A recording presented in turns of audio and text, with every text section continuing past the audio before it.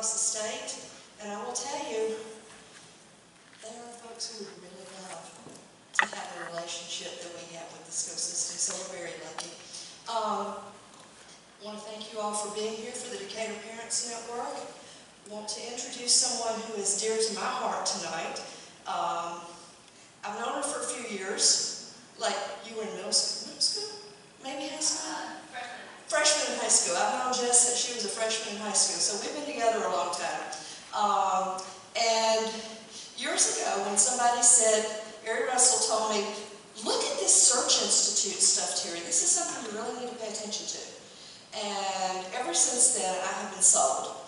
And we've been sharing it through the community since then. And so tonight we have probably the person in Georgia who knows the most about the Search Institute and the developmental assets and developmental relationships is Jessica Andrews Wilson. Jessica runs the Gwinnett United in Drug Education Guide, but don't let that fool you. They do services elsewhere, kind of like DPI does as well.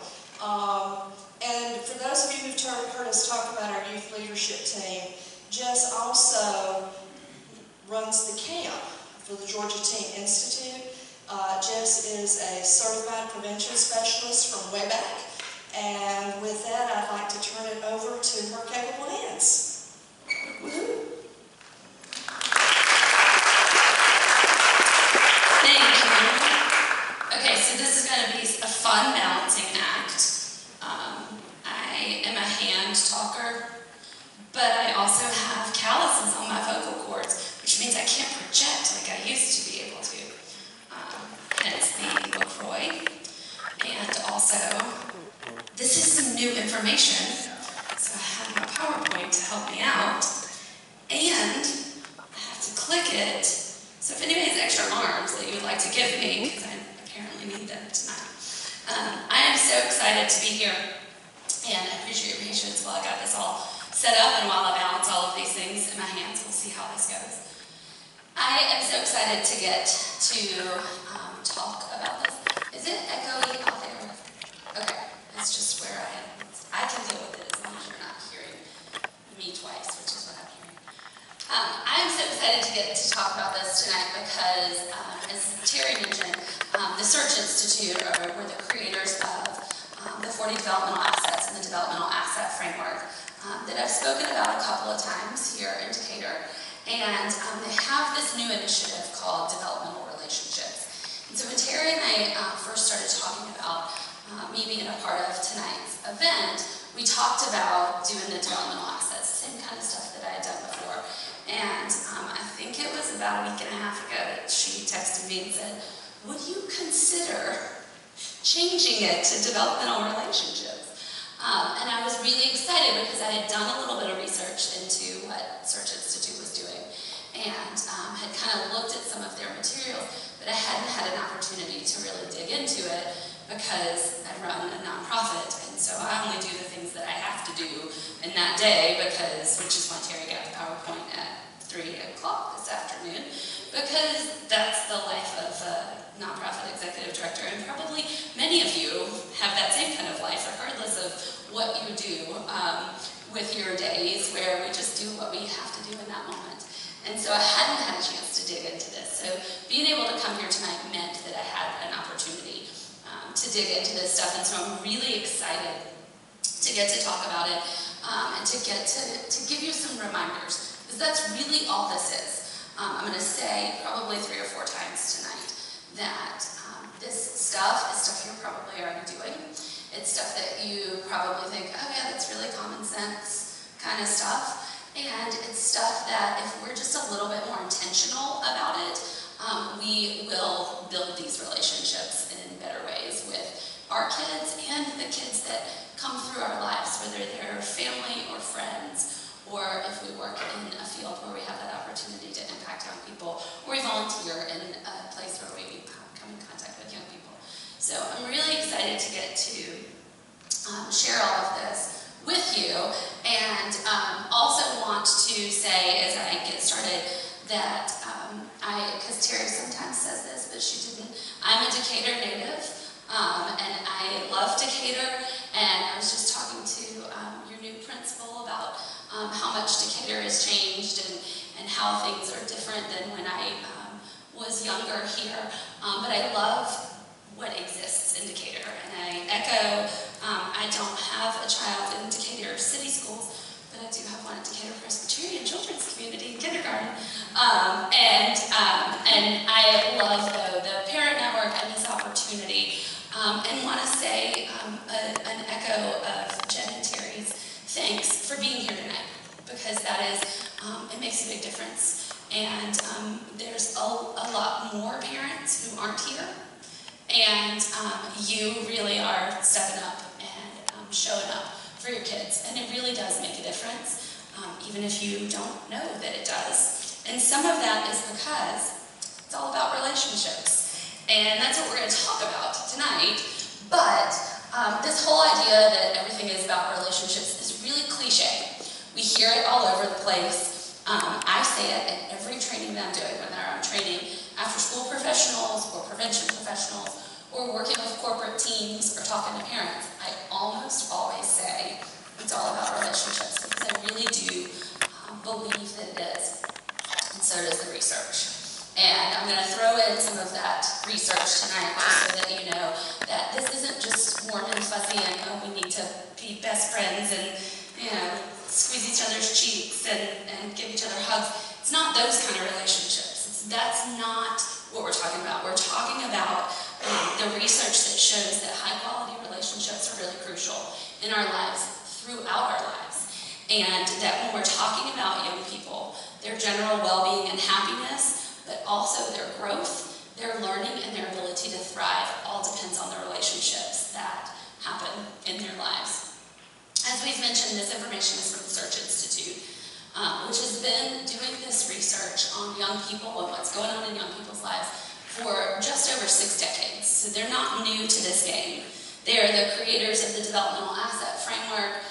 They've moved into this developmental relationships place, and they do a ton of work in surveying kids across the country, urban and suburban and black and white and red and yellow and all different religions and all different sexual orientations and all different ages, all over the place. I think for the developmental assets, the last number was that they'd surveyed over 5 million young people in their work to kind of see what this was all about. And so now they've created this new developmental relationships framework. And their former executive director and the creator of the assets framework once wrote this statement that I think is really relevant to why they've moved to this path. After decades of forming hypotheses, conducting surveys, crafting and rewriting definitions, analyzing data and writing journal articles, Search Institute researchers and practitioners have arrived at a surprisingly simple conclusion. Nothing has more impact on the life of a child than positive relationships. And I think that's pretty powerful, that we know that there is nothing that is more powerful than the relationships our young people have. And yet, 40% of the young people that they have surveyed report that they're lonely. More than 40% of our kids may be looking at their life and not feeling like they have a high-quality relationship, not feeling like they have these things that we know can help them grow, can help them learn, can help them thrive. So we say relationships matter. We know that, we see the research, but what are we doing about it? How are we being intentional about making those a priority? Well, thankfully, for what we're doing tonight, the Search Institute has created this fantastic new framework that gives us kind of a picture of where we can go with this. So developmental relationships is what this is all about. And these relationships exist when young people discover who they are. It's relationships that foster that discovery. When young people develop abilities to shape their own lives. So they're learning skills, they're gaining opportunities to kind of figure out who and what they want to be themselves. And when they learn how to engage with and contribute to the world around them. We know that one of the biggest indicators of a young person being successful and thriving is that feeling connected to your community in a way that makes you want to give back to it. And so that is something that when we build that into our relationships, we have a much better chance of our young people surviving and even So here's the proof that this isn't just touchy-feely, hugs and kisses relationships. Here's some of the Search Institute's data. Now, I want to tell you, too, that this all comes from a publication that they have online for free called Relationships First. If you go to the Search Institute's website, which is on the handout that you could have picked up at the table, if you didn't pick it up, pick one up when you leave. On their website, they have this Relationships First brief that they've published. That's where these come from. It's a little bit hard to see on the big screen up there. And they go into all kinds of details with the data. I'm just giving you a little snippet of it tonight. So here's some stuff that we know we want our young people to identify that they have in their life. This one is academic motivation. And the sentence at the top says that our young people for this one have reported that they care about how they do in school and try as hard as they can to do their best work. And so the vertical axis here is where they scored on that, what they reported for that. The horizontal axis is the number of strong relationships that they report that they have in their lives. So the more strong relationships that our young people have, the more likely they are to report that they care about how they're doing in school and they want to try their best. The more relationships, the more academic motivation. Same thing is true when we look at social emotional skills. This one says recognize and respect other people's feelings and are good at making and keeping friends. Same thing, the more strong relationships, and look at that difference. That's a really significant shift up for the more strong relationships that we have, the more likely it is that our young people report that they have those social emotional skills. And finally, other things we want to see. Who of us wouldn't like their child to take more responsibility?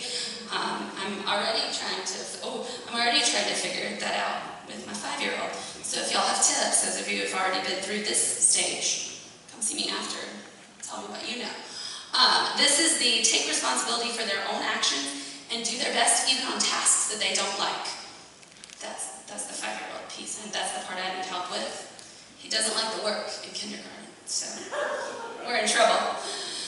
Here we go again, from 74 all the way up to 89.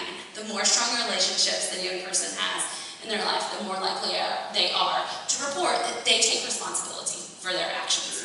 So these are all things that we want our kids to say that they have. We want them to want to do well in school and to try their best. We want them to have those friend-making skills and those abilities to relate to others, that we want them to take responsibility. And what are all the things that we don't want? We don't want them using alcohol underage. We don't want them using tobacco and vaping. We don't want them involved in any kind of violent behaviors. And the exact opposite is true from the relationship standpoint with those high-risk behaviors. So the more strong relationships that a young person has, the less likely they are to be involved in those high-risk behaviors. And so this is one of those things that we've got this data that says it's not just about it makes them feel good about themselves, but it helps them make positive choices. It helps them go down the paths that we're hoping that our young people are going down. In addition to all of that, the Search Institute also shares these 3 reasons why developmental relationships matter. Because young people who experience strong developmental relationships are more likely to report a wide range of social, emotional strengths and other indicators of well-being and thriving. So, as I said before, they've got great data that shows how they controlled for a number of different factors, matched parents and adolescents' responses. For my data people who are in the audience, they've got that stuff. I'm not going to spend a lot of time on it because I want to get to the tools and the tips. But I do want you to know that, big picture, this is a part of why developmental relationships are really important. Youth with strong developmental relationships demonstrate higher levels of self-awareness, emotional competence, openness to being challenged, and pro-social behaviors, just to name a few. The second reason that developmental relationships really matter is because young people with strong relationships are more resilient in the face of stress and trauma. We can't, and we shouldn't try to protect our kids from stress. They're going to face it. And if we shelter them now, they won't be able to handle it when they are adults. However, when we put these really positive, strong developmental relationships in place, and they have those in their lives, they're better equipped to mitigate whatever those negative effects of stress might be. The Search Institute looked at all kinds of family systems, all kinds of financial crises that might happen, all kinds of other tragedies that might have happened. They've done their research on how well does number 2 hold up when kids are faced with real trauma. And over again, what they found is that the more relationships that the kids have, the more positive developmental relationships that these young people have, that they can face that, they can deal with that trauma. And we hear those stories, we hear those, those kids who came out of the worst possible circumstances, and 9 times out of 10, they had those relationships in place. There was somebody, maybe it wasn't a parent, maybe it was a community member or a church member, somebody at school. They had somebody, and more than likely, they had multiple somebodies that helped them get through that.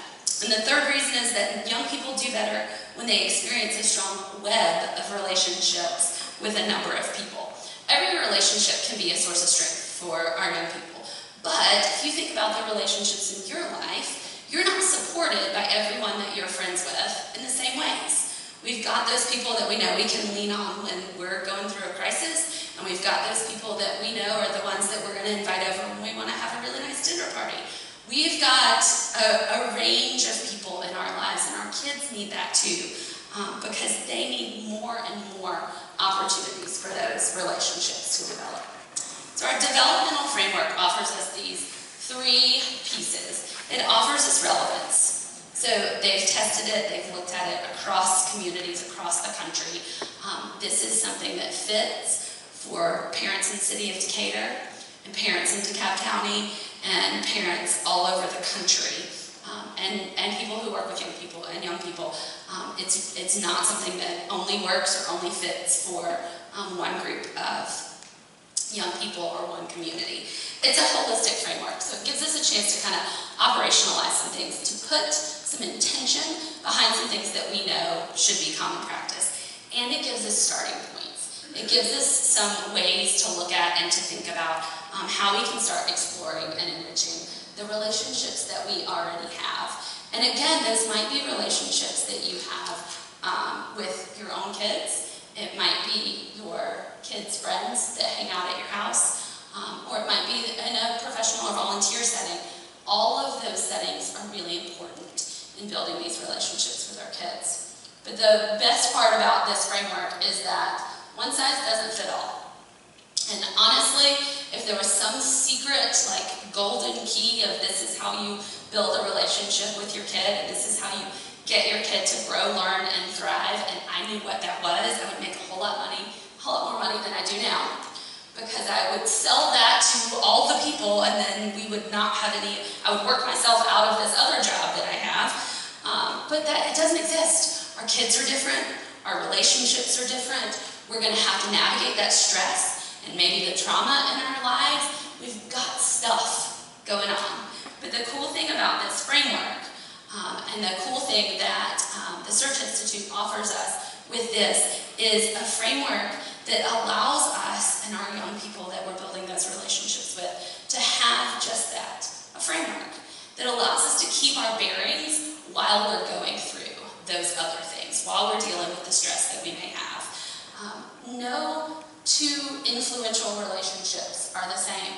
You probably have the experience that that you know a teacher that your child has had a terrible relationship with and didn't like them, and for whatever reason they were mean, they didn't get along, whatever that was, but their best friend loved that teacher and got so much from that teacher and had such a great relationship and really learned a lot. And there's all kinds of reasons for that, and that's okay. We don't have to like everybody the same, and all of our relationships aren't going to be the same. We're not going to have the same influence on people in the same kind of ways. We have different relationships, and that's the beauty of this framework, is it gives us a frame, it gives us an outline, but it's not prescriptive. It doesn't say this is what you have to do, and this is how you have to act. So here's the 5 things that the Search Institute says make up the developmental relationships framework. And these are on that handout, and I'm going to walk through each of them, and if you want to follow along, that's the best place to do it. So there's this dynamic mix of 5 elements, and there are 20 actions that the Search Institute has identified that tie into those. So our elements are express care, challenge growth, provide support, share power, and expand possibilities. These things, like I've already said, aren't new. They're probably not earth-shattering, and in fact, you're probably already doing a lot of them. What we, though, need to be really intentional about doing is making them more common practice, being more intentional about how we utilize them, how we nurture them in order to nurture those relationships. Because relationships are by definition bi-directional, each person in that strong relationship has to engage in and experience each of these actions. So everybody's got to be involved in this. This isn't something we're doing to our kids. This isn't something that we are providing just to them. They're in relationship with us, so they're going to give some of these things back.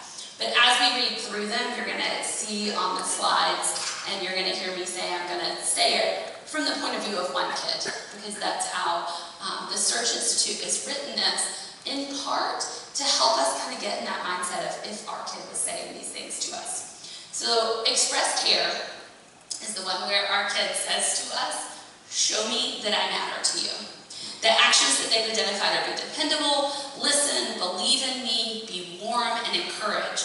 And this, as you can see on your handout, is stuff like being somebody that they can trust, paying attention, making them feel known and valued, showing that you enjoy being with them, and praising for efforts and achievements. So some of the really specific things that we can do here are asking follow-up questions. We all have those times where our child is talking to us and we say, okay, yep, all right, sounds good. And we have no idea what they actually just said. It happens to all of us. But we need to switch gears, and we need to really engage. We need to put our phones down. We need to turn TVs off, or Alexa, or Siri, or whoever is talking to us. And we need to really listen. We also can look at our praise, because when we give our praise a little bit of a makeover, it can make a really big difference. The Search Institute says that we want to praise for effort and achievements. And this is important, because when we just say good job, our kids don't necessarily know what we're praising. What did I do that was a good job? But when we can be specific, and the more specific that we are, the more our kids know exactly what they did so well and what we want them to repeat. This is not natural for most of this. I teach people this probably once a week, and I still have to remind myself when I'm at home. Don't just tell him that you're glad that he did that. Tell him what he did and why that was a good thing. And I have watched it work in my house. We went through potty training not too long ago. Specific praise works in potty training too. So if you have to be back in that stage, word to the wise, specific praise. We also want to make sure that we focus it on effort and accomplishments rather than ability. A good maxim to remember is praise the behavior, not the child. It might seem like praising somebody's intelligence or their talent would boost their self-esteem and motivate them, but in fact, that kind of praise often backfires. Research shows us that when we focus our praise on ability, youth become more cautious and less likely to take risks, because they don't want to fail, and they don't want to lose your praise. So if all I'm ever praising is, you're so smart. You're so smart. Of course you made an A on that test. I'm so proud of you. It's because you're so smart. We're discounting the fact that they were studying for that test. That maybe that test was really hard for them, but they overcame that challenge. That they put work and effort in. And so we want to praise the traits and behaviors that our young people have the opportunity to change. I can't change how tall I am, or short I am, as the case may be. So don't praise that. What can we praise? can't change my handwriting at this stage in the game. I can't change that. So complimenting me on that, praising me for that, okay, that's great. But when you give me specific praise about how well I did something and you can define what that something is, and I'm going to go do that something again, oh yeah, you better believe I'm going to do that. Oh yeah, you better going to believe that I'm going to repeat that thing that got that praise. We can do that with our young people. We just need to focus on their efforts and their behaviors rather than the ability. So the next one is challenge growth. This is the push me to keep getting better. Our actions here are expect my best, stretch, hold me accountable, and reflect on failures. These are all about setting and communicating potential reaching expectations, about insisting that young people take responsibility for their actions and helping them learn from their mistakes and setbacks. One of the most powerful ways that we can do this is to role model failure. It's usually, at least for me, not the thing that we talk about at the dinner table.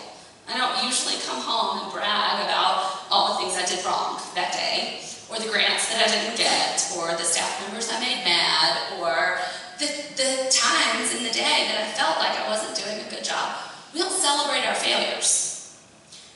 But when our kids see us learning from our mistakes, reflecting on why things may have failed, engaging in thinking about what we'll do differently next time, they learn those valuable skills. And it makes it easier for us to help them when they've made mistakes. It helps us be able to say, remember when I said this thing that happened to me? Here's what came out of that. Here's what I did. When we support them through making mistakes, and we let them end up with some of those natural consequences, they learn to do differently the next time. This can't be the protect them from everything. We've got to let them fail, and we've got to support them through it. Which leads us to provide support, which is our next one, which is where our kids say, help me complete my tasks and achieve my goals. These actions are navigate, empower, advocate, and set boundaries. This is where we guide our kids through hard situations and systems, build up their confidence, stand up for them when needed, and put limits in place that keep them on track. This one is one that I think can be really tricky for parents, because it's really easy to carry them or to want to carry them through hard situations. When our kids are faced with something that's challenging, it doesn't matter if it's challenging at 3 or challenging at 7 or challenging at 18. We want to just do it for them. We want to pick them up and we want to carry them. When I do training on facilitation, we spend a lot of time talking about the concepts of being the guide on the side or the sage on the stage. And as parents, we want to be that sage on the stage most of the time. That's that person that has all the answers, knows what to tell them, knows what they need to do and how they need to do it. And that can work if we're a teacher and we're trying to teach some material. That can work if we've got some research that we want to share and we need to share it with a group of people. But when we're parents and when we're good facilitators, we should be guides on the side. The guide on the side, when we talk about it in facilitation, is not in the front of the room. They are walking around. They are engaging young people in conversations. They're empowering the youth to come to the answers themselves, to figure it out, to problem solve. And as parents, that's something that we have the opportunity to do, is to be that guide on the side. Ask them provoking questions that get them thinking about, why did you make that decision? Or why do you think that that's the decision that you want to make? To help empower them to make choices in their own lives. This provide support also has something that has really big implications for our kids' lives. Set boundaries. Now, if you've heard me do my developmental assets thing, I told you then, and I will stay as long as until I change my mind, but probably as long as I live. It's my favorite asset category, is the category about setting boundaries. I'm a big fan I'm also type A, so it fits with my personality. I'm a big fan of boundaries and setting them. And so I love that Search Institute included it in this provide support piece. Because here's the truth. You're not their friend. You're their parent. And you need to be their parent. You need to be the adult in that relationship and set appropriate boundaries. Maybe you've heard that study after study across the country finds that the #1 influence in a teen's decision not to drink alcohol underage is their parents. We like to say, no, they listen to their friends, no, they're listening to their music or their media or their whatever. Study after study across the country keeps finding that kids are reporting that their parents who set boundaries, had conversations, set out consequences, and then enforced them if necessary, that those parents are the ones that influence their decision not to drink underage. And you also may know that the human brain isn't fully developed until we're between 23 and 25 years old, which is so crazy scary, which is why we keep talking to my 5-year-old about how he's never moving out, or at least not until he's 25, because it's scary to think that their brain's not, that when they leave at 18, and they're making decisions at 14 and 15, but they're a decade off from their brain being fully developed. We can't expect them to set their own boundaries, to know what boundaries are appropriate, because their brain's not there yet. It's not anything besides just a sheer fact of science. You're just not there yet. So we need to do that as parents in order to provide that appropriate support. We also, though, need to share power with them. This is where our young people say, treat me with respect and give me a say. The actions here are respect, including collaborating and letting them lead. This is where we can take our kids seriously, when we're really listening to them. Involve them in decisions that affect them, work with them to solve problems and to reach goals, and to create opportunities for them to lead. Including our kids in decisions can start really early. And the earlier we start including our kids in decision making, the easier it is for them as they get older to make decisions. One of the things that I've seen a decline in schools across the country is learning how to make decisions. We have a lot of things that when many of us were in school, we had to decide, we had to figure out. And we don't have to do that anymore. The Search Institute has a gajillion books on the developmental assets and activities that you can do to speak to these different, to the different assets. And one of the assets is decision making, planning and decision making skills. And the activity that they have, one of the activities that they have that goes with that involves getting an atlas and planning a trip. How many of your kids have never seen an atlas? Because I don't have paper maps in my house anymore. I used to love getting the new atlas when they came out every year. And I used to love when I had a reason to stop at the gas station and get a Georgia map and look at where I was going. Now I just type it into Google Maps. I don't have to plan where I'm going. And sometimes I have to remind myself, I actually need to look at this route and see, is this the way that I want to go? Is there going to be a place for me to stop? Because I got to go to Savannah tomorrow. Fortunately, I've been to Savannah a lot of times. I know that if I don't get gas before I get on 16, I'm out of luck for a while. But I wouldn't necessarily know that if I just let my Google Maps run. We're often now, because we have such amazing technology, we don't have to make some of the decisions that we had to make before. We don't have to plan things in the way that we had to plan before. And so think about, where can I involve my child in a decision? Where can I include their ideas? Where can I give them an opportunity to contribute to this? And a part of it then is listening to each other, having dialogue about those decisions, and even if you have to make the final decision. Even if it's something that, at the end of the day, you're still a parent, so you got to decide, but you're hearing each other's point of view. You understand where they're coming from. We do that often in our professional lives, whatever our professions are. We have team meetings, we have staff meetings, we have whatever it might be, and people disagree, and we listen to each other respectfully, and we disagree respectfully, and if you don't, I do corporate training too, so just call me. And we don't do that with our kids.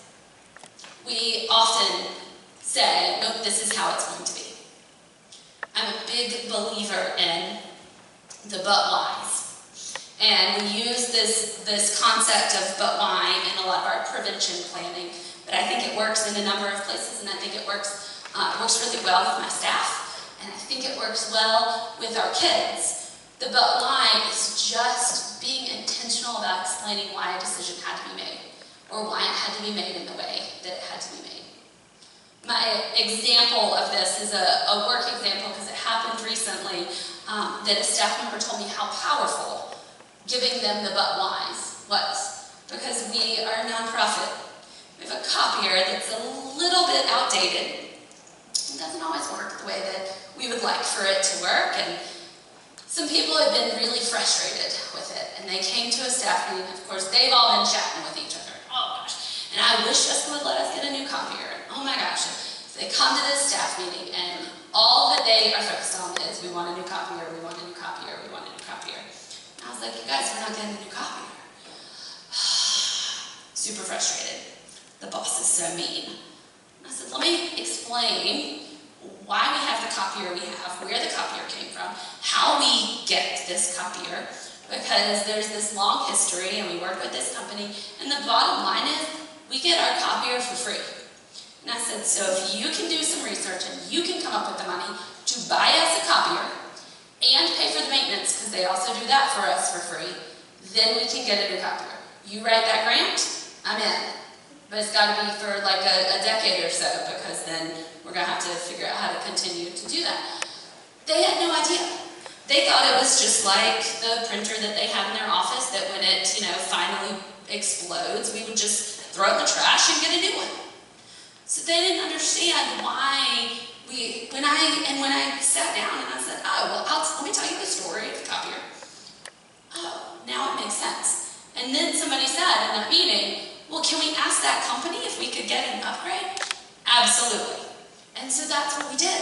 That's then the path we started to explore with the company, is can we get an upgrade? So now our copier is like a 2016 copier instead of a 2012 copier. Yay, nonprofit life. But they understood, because I gave them the but whys. And our kids are like that too. Sometimes it's really hard to understand, but why did you make that? Why does my curfew need to be this? Why don't you want me to drink underage? What's the big deal about using weed? Everybody does it. When we can have the conversation about everybody doesn't do it, and here's why. Here are the reasons. And if you aren't sure what those reasons might be, Terry can hook you up with those reasons, because Decatur Prevention Initiative has a ton of resources on how to talk to your kids about not drinking, not using drugs, why those things are an issue, and they can be a fantastic resource for you if you need some but whys there. So the last category is expand possibilities. And this is our kids saying, connect me with people and places that broaden my world. Our actions here are inspire, broaden horizons, and connect. This is the chance to show our kids what can be, expose them to new ideas and experiences, places, and people that can help them grow. This is where you can build their developmental relationships network. This is where you think about, who else do they need in their life? What's missing? How can I connect them with that person? Here we can find ways for our young people to spend time with people who are different from our families and to try new things. And one of the ways that we can model some of this is to share how we are lifelong learners. I try to come home every day and be able to share something that I've learned that day. It can be from podcasts, because I'm a huge fan of podcasts and I have a really long commute, so I listen to them every day. And I can tell you all about some really cool stuff about happiness because of one of the podcasts I've been listening to. That's my latest learning that I've been sharing. It can be an article that we read. It can be a real life experience. Sometimes I come home and say, I learned this because I messed up at that. I learned how to do this new thing. I figured something out. But when we model being curious, when we model lifelong learning, it helps our young people understand how they can broaden their horizons, how they can too be curious and ask questions and become those lifelong learners. So that's our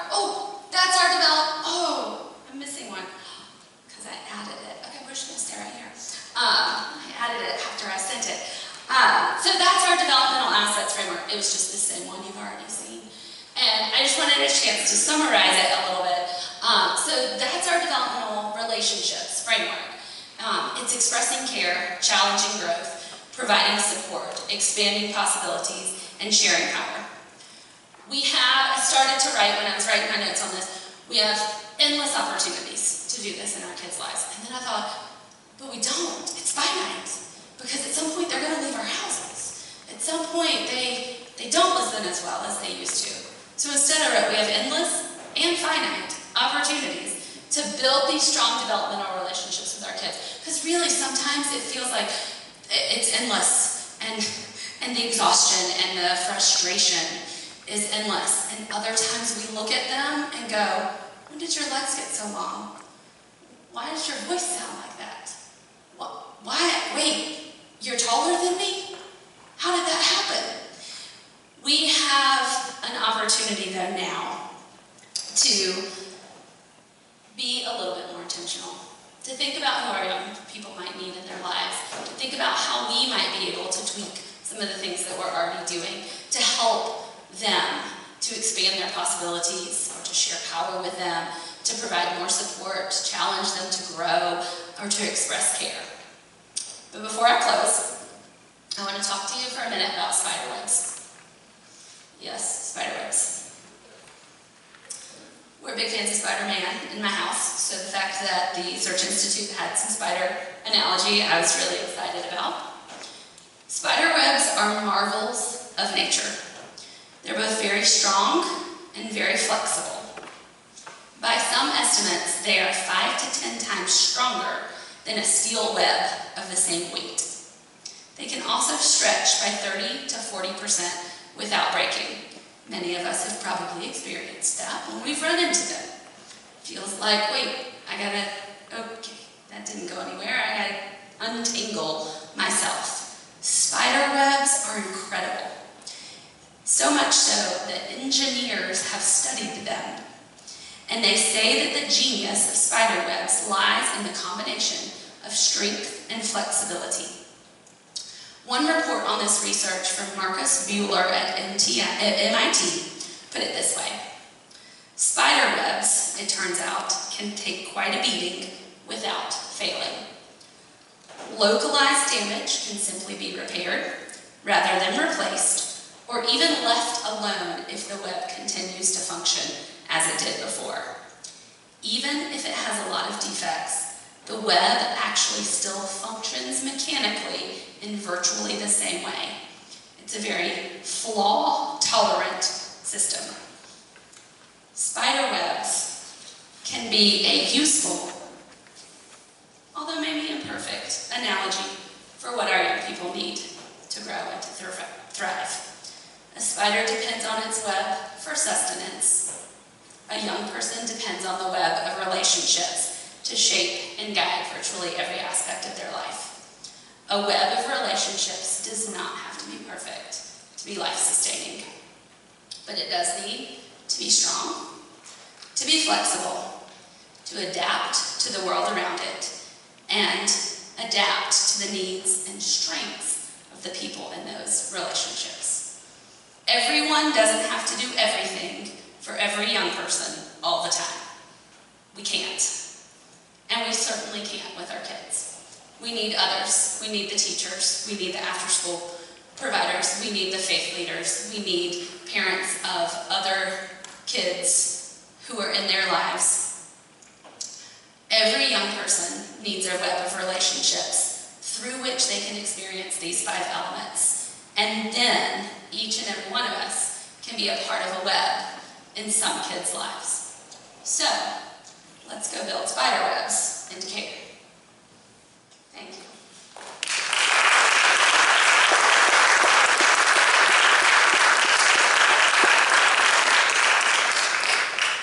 And I'm just going to project because I can right now. And I can. Yes, okay. We're going to open it up now for questions. So if anyone has a question, if you want to just, is Deb up there? Do we have a secondary mic over there? I told you, they told me all the things. Hold on. I got it. I'm like a pro at this. Oh, they said there were two. Hello? Hello? Can we use both of them at the same time? I believe so. Deb, can we use them both? Yes. Okay. Who has a question or comment? Maybe not. Or maybe we just will talk really loud. How about that? Anybody have a question or comment? Questions for Jessica, questions for Dr. Judy, questions for Decatur Prevention Initiative, questions for Decatur Parents Network. We open that up. That whole will. Do you want to project or do you want the microphone? I can speak loud enough. Okay. As I listen to you, I'm thinking of scenarios where I interacted with my son, where it was really positive. It was like my friend. And that instance was when I was easy to drive. We went on long roads and did some beautiful things that I was really impressed with. He was relaxed because he really wanted to drive that car. But I remember times when I had to really be hard on him because if I was not, he could lose his life. And I'm very strict with him with where he can go and what he can do with the car and who he has in the car. And I feel sometimes we have to be so tough that the kid feels that you're not in their interest, but I think they come around later. I have 33 years old. I think when they get into the age like 25 or so, they come back and they realize that the tough love that the parents gave them was the best thing. I saw that in teachers too. Teachers who taught me in private school and my first degree. I still remember the ones who were the toughest on me. And when I go back on vacation sometime, I go to see that teacher. Listen, I'm really impressed with that teacher, but back then I was afraid of that teacher. So sometimes I feel we really have to get at them, especially kids, who might go off the rails, and maybe most of what you spoke about seems to be landing among kids who are already a little mature or have a positive, healthy relationship. But if you were, say, imprisoned, I call it, by a sporting team, say like a football team or a soccer team, that says every afternoon that's what you do for 5 days a week. Where is the time to maybe interact with other kids in other things like maybe robotics or just going out to the field or something like that? I mean, there's no time for that. Other adults are hogging your time. So I just want to make that up. I think that what you said demonstrated a lot of what I talked about and there's not a perfect balance. And if I could tell you, like, put your kid in this club and then they're going to be golden, or do this and then it's going to all work, then we'd all leave here feeling a whole lot better. But I can't.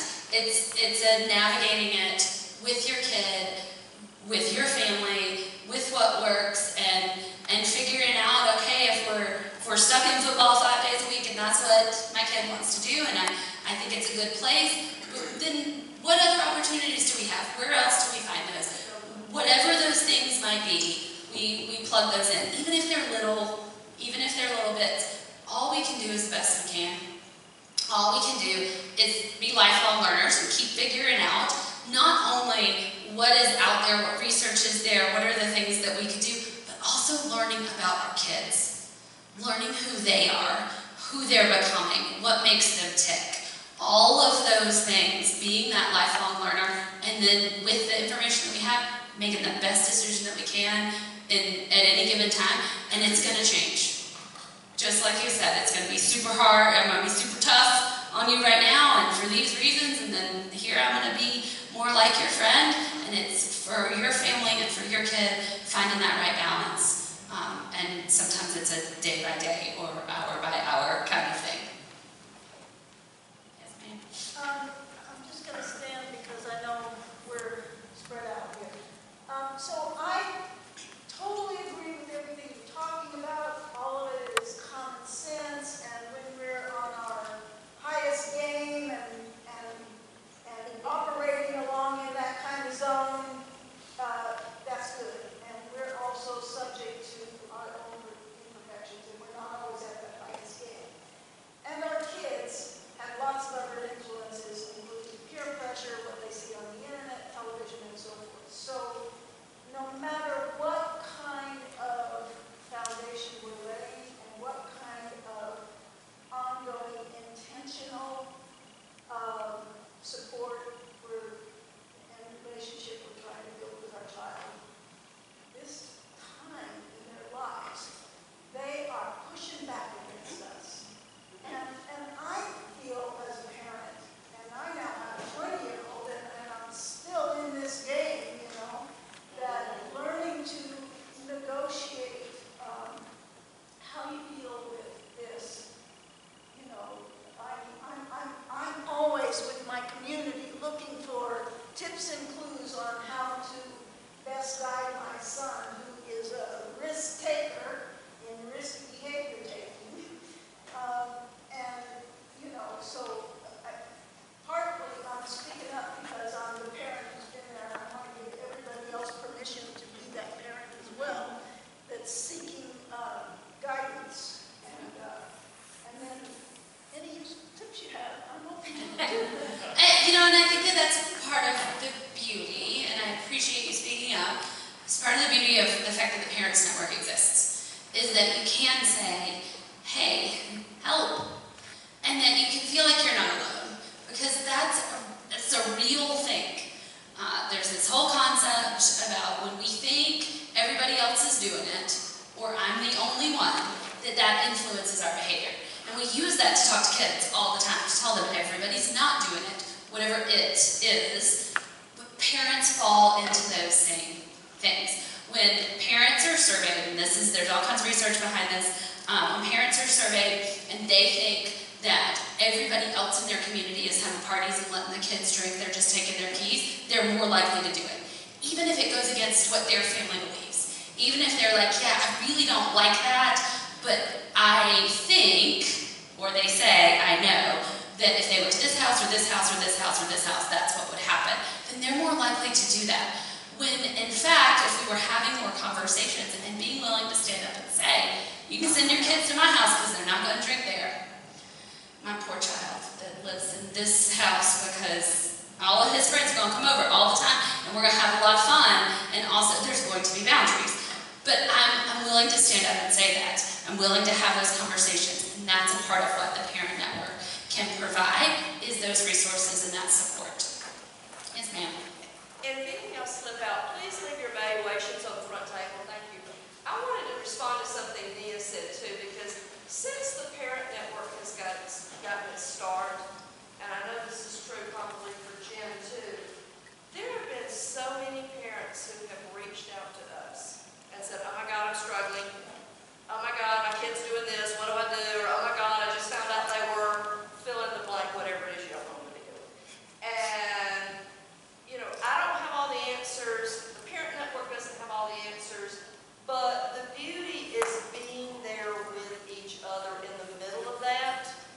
And we hook you up by saying, hey, have you thought about calling so-and-so? And I know Jen has been hosting or helping parents host a lot of the grade level parties so that you can actually get to know folks. But, I mean, one of the beauties for me was getting to know these two women whose children are somewhat the same. Mine's a risk taker, they're over 20. Oh my God, you won't believe what they're doing now, but we were supposed to be through all of this after high school. And the beauty of knowing I can reach out to other people in this community has been incredible. I did see other questions. And the developmental relationships thing, it's all about relationships.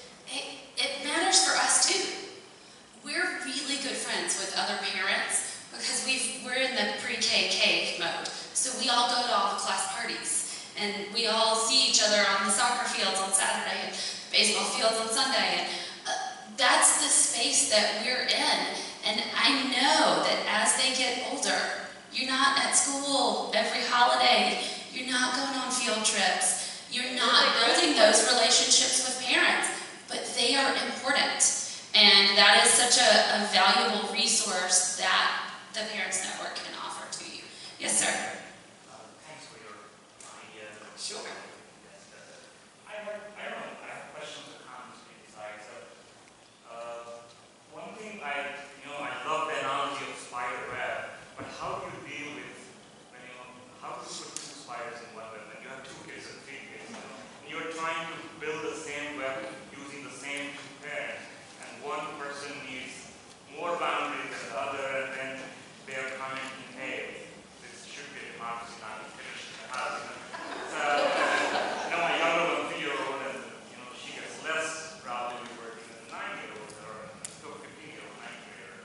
So I want to hear your comments. And the other thing is, sometimes 2 parents are different. Like I would give more liberty and support and express care, and my wife would be setting boundaries and doing those kind of stuff. So is it like playing that up? Perfect. No, it's not. Okay. It's not. But it's good that you're different. And if any of you are married to your exact duplicate, then you're probably in trouble.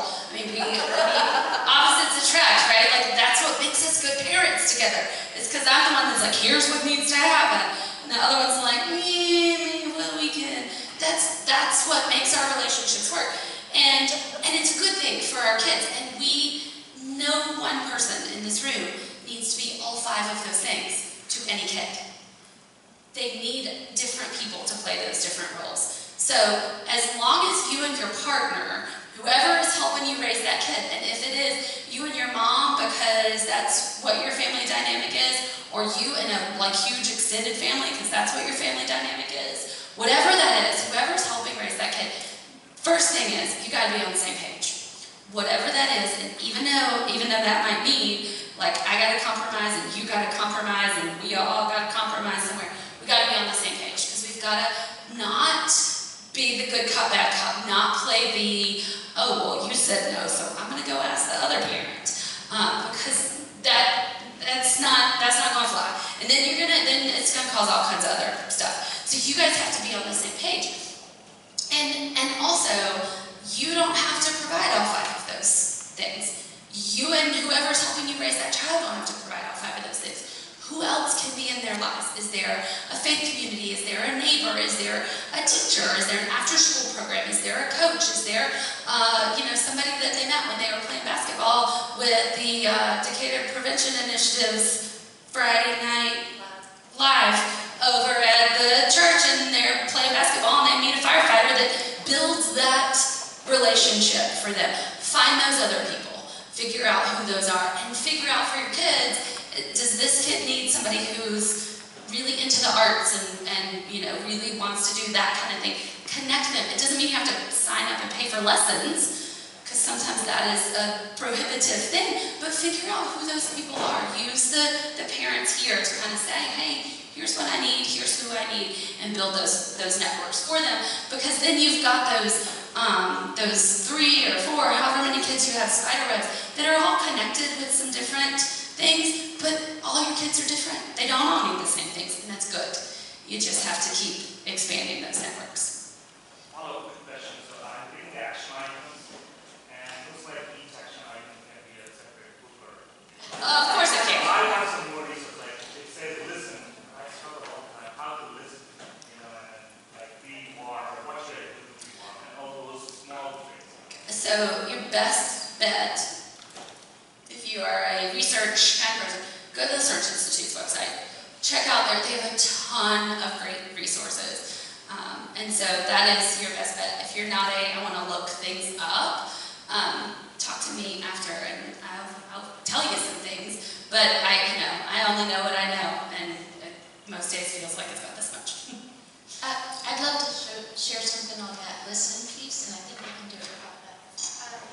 So we're gearing up this Sunday for the Decatur dinners, where 100 dinners are going to go on around the city about race and equity, and we're getting together that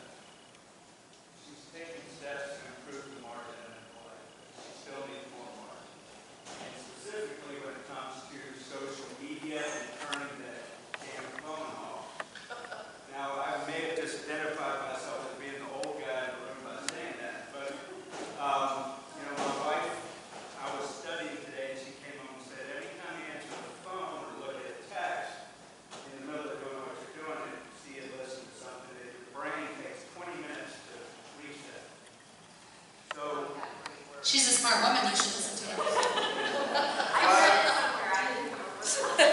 So, yeah, we're really smart, but we need to implement this in a specific hypothetical. In fact, maybe right when we go home tonight, because we have, and I'm looking at the shared power.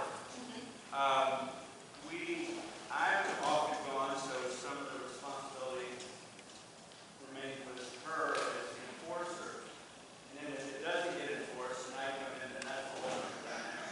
But we need to turn the phone off. And we have set a time, and we're getting pushback. And so I'm looking at this shared power, going, respect you, I'm paying for the damn phone. Include me, we tried, but you keep pushing back. So I think we're down to collaborate, which isn't going so well, and neither let me lead. So there's your specific hypothetical. Awesome. Yeah, that's one of Harder as they get older. It does. Because they do want more of a voice. Of course. That's where it's hard, where I found at this age, which is near turning 18, that the more boundaries I set with her, more rules and boundaries, the farther she gets from me. Does that make sense? So you find yourself giving in order to be in a relationship with your kid. Right. Not like having drinking parties or anything like that, I don't mean like that, but the smaller But rules sure. that, you know, pick up your laundry after the time, it's like, okay, at what point do you So, balance it? I wish that I could tell you I had the answer for you. No, I'm looking at this process and wondering, yes, maybe some tools. But here's some things that I want to just throw out there. And the thing with anything that comes out of my mouth is, I may or may not have tried it. I don't have a teenager in my house right now. So, I'm not in that same space. And it might work for my family and it might not work for your family. And that we just have to be okay with that. So here's a question that I ask. Why does it matter if she picks up her laundry? Does it? Because maybe that's not a boundary. It's your room, and you do what you, here's the parameters. Like maybe the boundaries just need to change a little bit. And that's okay if the boundaries change a little bit. And maybe I don't like it, because I want your laundry picked up, and I want your bed made, and whatever. But my mom did this when my sister and I were kids. My sister learned the hard way that if you didn't do your laundry, you wouldn't have clean underwear for school. And she was devastated one day because what was she going to do, Mom? All of her underwear was dirty. And my mom was like, you do your own laundry. I had told you, I taught you how, figure it out. So one time, she wore inside-out underwear, and then she did her laundry. She didn't have to do it anymore. So, I would ask you to, so from that aspect of like, as they grow older, they're pushing back on those boundaries, ask yourself why you have some of those boundaries, and which battles do you really want to fight? Because there's some that are worth fighting. You're not going to drink in my home, and I don't want you to drink outside of my home. There is a ton of research behind why that's what that boundary should be, and you shouldn't budge on that one. But if they don't pick up their laundry, maybe you budge on that one. And so look at those things and think about those things, and maybe have some of those collaborative conversations about, hey, I'll give in on this, but once a week you have to pick up your laundry. You don't have to pick it up every day or once a month, whatever it is. Close that bedroom door and then you don't have to see it.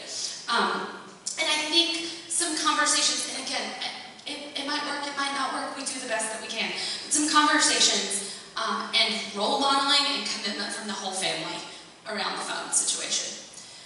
It's something that, my child doesn't have a phone yet because he's 5, but we've had to have parent conversations about our commitment is. Because I run an organization, I feel like I never stop working. I always need to just one more text, one more email, let me check one more time. I've had to be intentional about saying, I'm at home now, I'm going to put it in the bedroom, I'm going to charge it, it's going to be wherever, and it's not going to be where we are. Because I would find myself going, oh, well, I'm just going to check this one. I'm listening to you, I just want to check this one thing. Or, oh, well, just let me look that up really quick. And then I look that up, and then I've got a Facebook notification. Oh, I an email just came in, and then I'm down that rabbit hole, and it's not 20 minutes, it's like 2 hours, and my kid has left because mom's not paying attention to it anymore. And so we've had to be really intentional about saying, this is our time, this is what we're going to do with this. And so some of it may be a family conversation about how do we all commit to this, because it's better for all of us. And there's all kinds of crazy research coming out now about how detrimental all of what we're doing with these phones is in so many ways. And so it's trying that kind of conversation and picking your battles, which are the ones that are worth fighting. And maybe there's some give on the phone one, where there's not give on other ones. And you try it and you see if it works, and if it doesn't, you try something else. You celebrate that failure, and then you try something else. And I have one who's a little bit older. My 23-year-old is, oh God, she pushes me.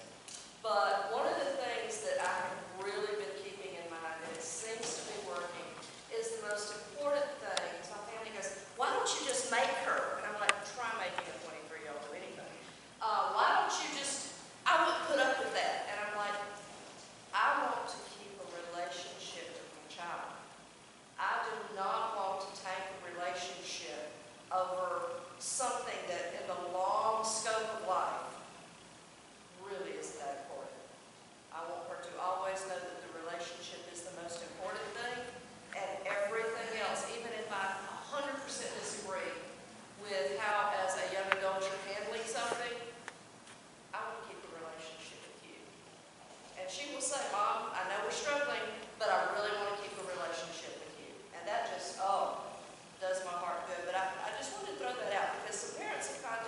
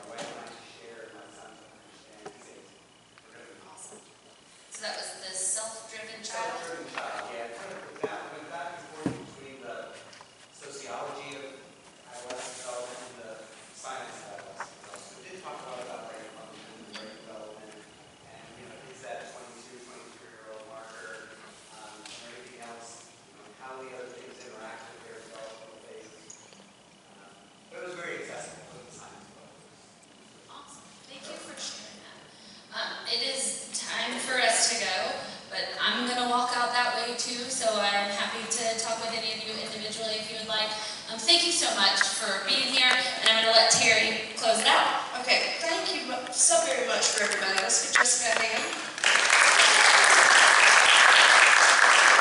Please leave your evaluations, either hand them to Jen or leave them on the front table.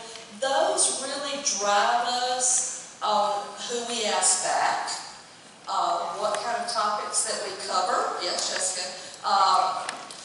We don't have to evaluate Dr. Judy on this. We're just going after Jessica. We're just going after Jessica on these evaluations because we know we're going to ask him back. But please give us the feedback. I also just was noticing someone asked a question about this map, this sheet of paper. This is an overdose awareness event on the Candlelight Vigil. We would love for any of you to get involved with us, reach out to DPI through our Facebook page. It's something that we've been doing it in the high school now. This is our 3rd year, but this is a vigil that we are having in the community next Saturday night. We'd love to have you guys come out. I want to thank you guys again. We do have our next speaker series coming up, September the 18th. We're going vaping again, guys, with some of the new information and some of the things we're seeing. We've had almost double in some of our numbers in the middle school kids who are vaping. So come out and hear us on the 18th on vaping. We'll also be doing a staff in service with the high school staff on the vaping, as well as Laura Searcy is also going to be doing at least 9th and 10th graders with the vaping. So thank y'all, and y'all have a good evening.